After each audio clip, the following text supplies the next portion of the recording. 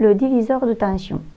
Le diviseur de tension, comme son nom l'indique, est un dispositif qui sert à réduire une tension considérée trop grande pour un circuit. On va voir un exemple tout de suite. C'est un circuit simple, composé d'un générateur de tension, symbolisé ici par E majuscule, et deux résistances branchées en série aux bornes de ce générateur.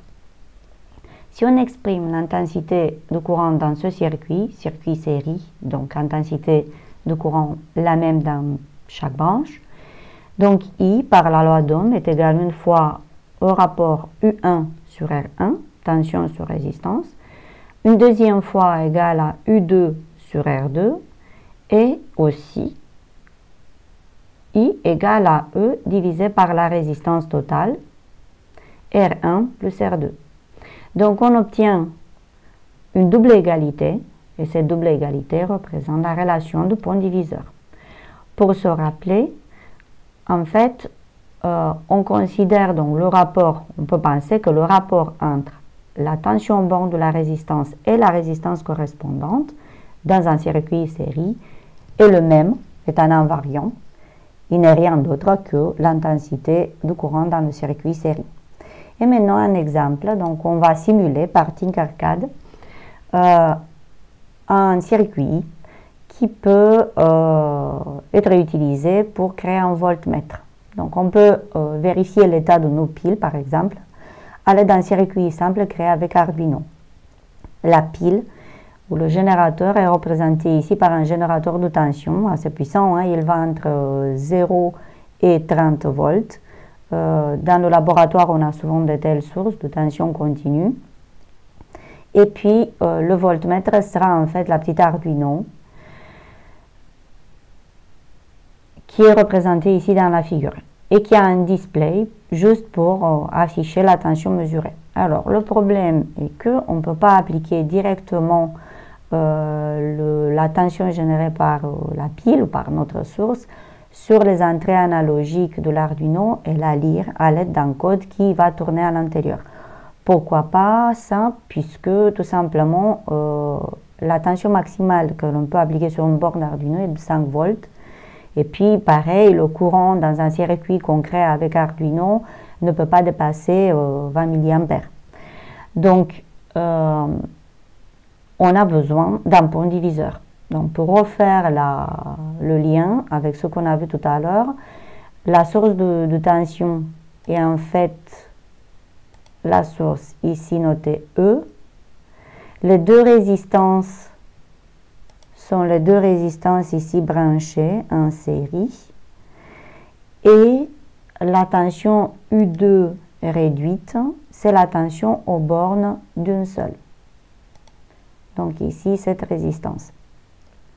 Si on fait le calcul, en fait, pour pouvoir réduire au maximum 30 qu'on peut avoir besoin à mesurer à 5 volts, ici on se retrouve avec une résistance de 3 kΩ et ici une résistance de 15 kΩ.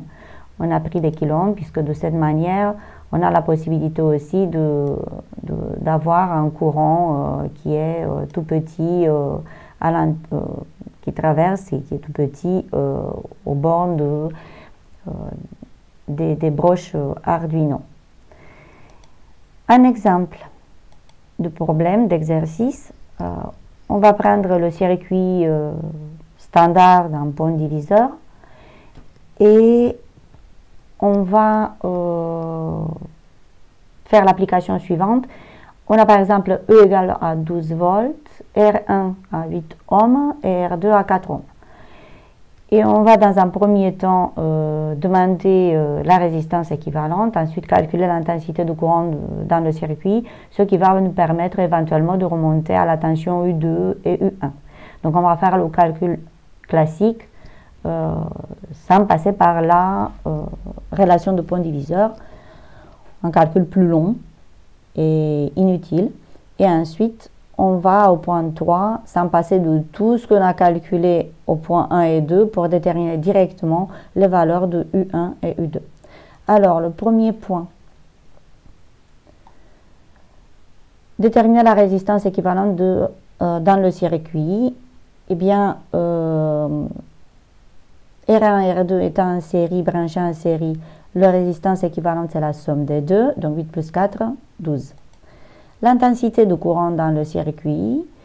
L'intensité de courant dans le circuit peut être déterminée très facilement en utilisant un circuit équivalent, puisque au point 1, on a dit que R1 et R2 sont équivalents en une seule de valeur 12 ohms. Donc on a remplacé ce circuit initial par ce circuit simple, et en utilisant la loi d'Ohm, I, l'intensité de courant dans le circuit égale à E sur la résistance équivalente, 12 sur 12, ça fait 1 ampère.